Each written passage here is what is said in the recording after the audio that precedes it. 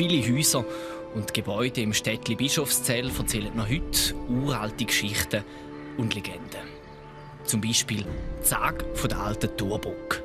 Die Thurbrücke ist das Wahrzeichen von Bischofszell. Es ist ein grosses Glück für Städtli, dass wir die haben. Was aber nicht jeder weiß, zu verdanken haben wir die Brücke an einer grossen Tragödie. Vor langer Zeit hat in Bischofszell eine Witwe mit ihren 2 Söhnen gelebt. Die beiden Brüder sind gern zusammen jagen. Am liebsten gerade unterhalb vom Städtli, am Ufer der Thur. Eines Tages ist ein furchtbares Unwetter aufgekommen. Und aus der gemütlichen Thur ist in noch kürzester Zeit ein riesiger Fluss geworden.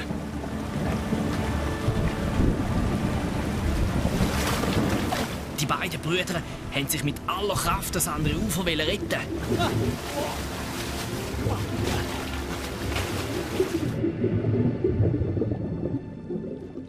Aber der Fluss war stärker.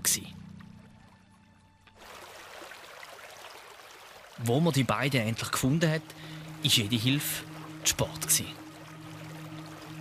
Ihrer Mutter ist vor lauter Kummer fast das Herz gebrochen. Aber sie war eine tapfere Frau und sie hat beschlossen, dass keine Mutter je wieder so ein trauriges Schicksal erleben müssen. Sie hat all ihr Geld zusammengekratzt und hat damit die stolze Brücke bauen lassen, die noch heute über die Thur ins Städtli führt.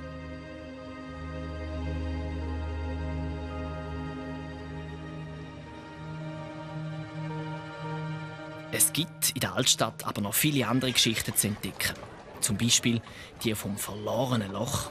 Sie handelt vom dunklen Mittelalter und der Pest.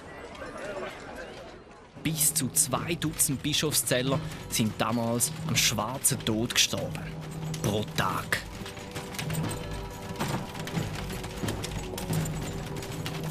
Die Leute haben sich vor lauter Angst daheim eingeschlossen. Und auch die Kühe haben es nicht mehr auf die Weide gebracht. Die Angst vor der Pest hat seltsame Blüten getrieben. Wenn in einem Haus ein Mensch an der Pest erkrankt ist, hat man ihn vertrieben. Seine Familie durfte bleiben, aber aus Angst vor der Ansteckung haben sie nicht mehr zur Haustüren aus dürfen. Sie mussten durchs Fenster steigen. In Bischofszell gibt es eine Strasse, die heisst Verloren Loch. Das kommt von der Pestzeit, wo die Pestkranken die Stadt verloren mussten. Und zwar nicht durch das Stadttor, sondern durch das verlorene Loch. Das war ein kleines Törchen in der Stadtmauer.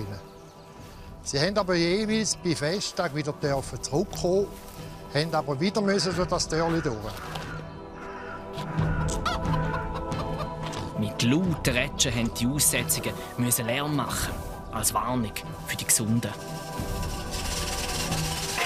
Voll Sehnsucht haben die Kranken an die Türen von ihren Liebsten geklopft. Aber niemand hat aufgemacht. Nur etwas zu essen hat man ihnen mit auf den Weg gegeben. Die furchtbaren Zeiten, die sind schon lange vorbei. Aber die Strasse mit dem Namen «Das verlorene Loch», die gibt es heute noch. Das Leben im alten Bischofszell, das war hart. Und wie überall prägt von einem tiefen Glauben. So erzählen die Nachtwächter noch heute die Geschichte von der Barbara Egli.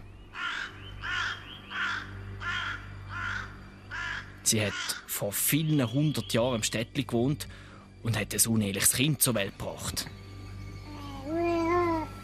Vor lauter Scham und Verzweiflung hat Barbara ihrem Kind das Leben genommen.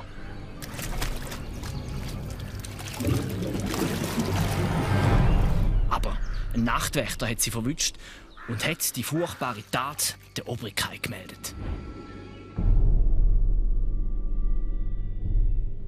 Im altehrwürdigen Gerichtsgebäude, wo übrigens heute noch steht, hat man der Barbara Egli den Prozess gemacht. Und man hat sie zum Tod verurteilt. Jetzt haben die Bischofszeller aber ein Problem gehabt. Denn je nach Todesart hat nach dem christlich-mittelalterlichen Glauben die Seele von Verurteilten nicht mehr in den Himmel aufsteigen. Der Tod am Galgen ist darum nicht im Vorkommen. Entschieden hat man sich am Schluss für die damals ehrenhafteste Variante, den Tod auf dem Schafott, sodass Barbara gleich noch in den Himmel kommen könnte.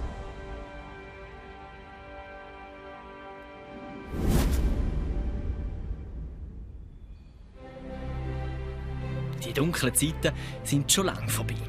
Das farbige Städtchen ist heute eine kleine Perle im Thurgau und begrüßt jedes Jahr Besucher aus der ganzen Welt.